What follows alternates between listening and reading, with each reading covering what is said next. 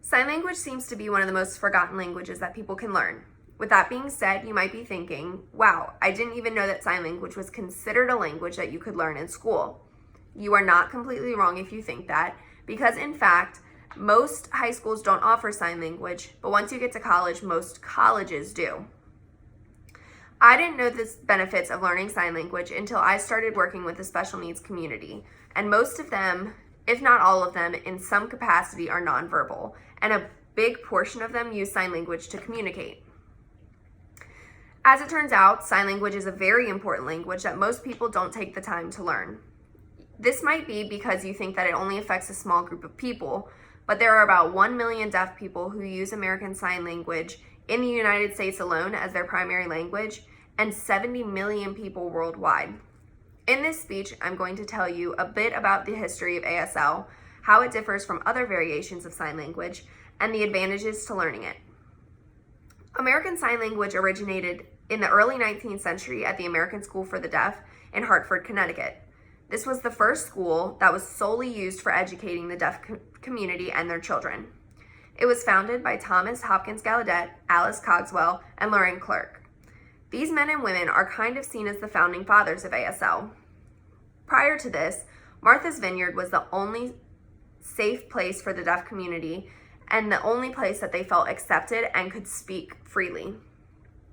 Sign language was taught here by the residents, and while it is not considered to be ASL, it was understood by all of them and their sole means for communication. There's been a lot of controversy surrounding the education of deaf children.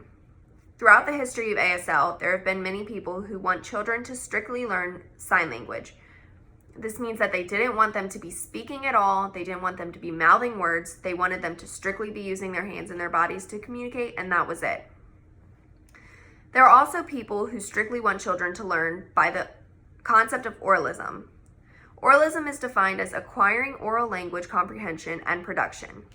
This means that there were certain people who wanted deaf people to be able to communicate by whatever words they could pronounce, as well as mouthing things while they're signing the same words. It's a really complex topic, and there are a lot of different things that go into the decision making, but I find oralism to be very interesting, but I also see the other side of things. For instance, there are people in the deaf community today who get very offended by having a conversation with somebody who is mouthing the words as you sign them. I can tell you firsthand that I have had this experience, and that some people, depending on when they were raised and when they were taught sign language, it just kind of varies. It is 100% dependent on the person, and it likely goes back to how they were taught when they were younger. In 1864, Gallaudet University opened, and to this day, it remains the only higher institution facility that is available for the deaf community.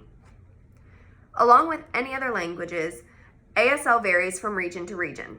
When learning ASL, you will learn one thing, and you may chat with somebody who was taught a completely different variation of the same word or statement. For instance, just the same as the spoken language between the two countries, American Sign Language and Canadian Sign Language are slightly different than one another. There are certain words that you sign differently, and there is also a certain slang that is adapted by each country or region. Along with this, there's a distinct variation of ASL that is used by the Black deaf community. Black ASL evolved as a result of racially segregated schools in some states, which included residential schools for the deaf. Black ASL varies from standard ASL in vocabulary, phonology, and some grammatical structure. While some people find that to be offensive, it's just like Martha's Vineyard. The Black ASL community, this is their only way to communicate with one another, and it varies by the way that they're raised and the way that they interact with other people and communities, and they enjoy having their own variation of the language. When I came to J. Sargent Reynolds, I had 2 years of ASL. I had always been drawn to it, but it had never been offered in high school. Taking classes to learn it, I would recommend that everyone takes the initiative to learn it because it is so amazing and it's so great to be able to communicate with that side of people. On top of that, I have realized that it opens many doors for you and it makes you stand out as a candidate for any job or application.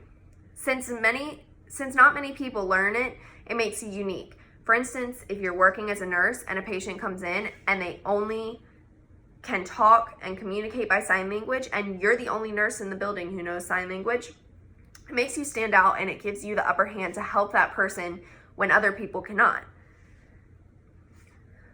The deaf community is extremely eager to talk to us and to make friends with us, but in order to do that, we need to take the initiative to go out and speak and learn their language to communicate with them. This gives you a great insight into the country and our history that brought the deaf community to where they are today. Just like any other minority, the deaf community has come a long way and has had to do a lot of different things just to be able to be accepted and to speak with people like you and I. ASL is a lot of fun, and it is truly something that you can get into with your whole body. I highly recommend learning it, and I hope that from this speech you learned a little bit about ASL and the deaf community as a whole.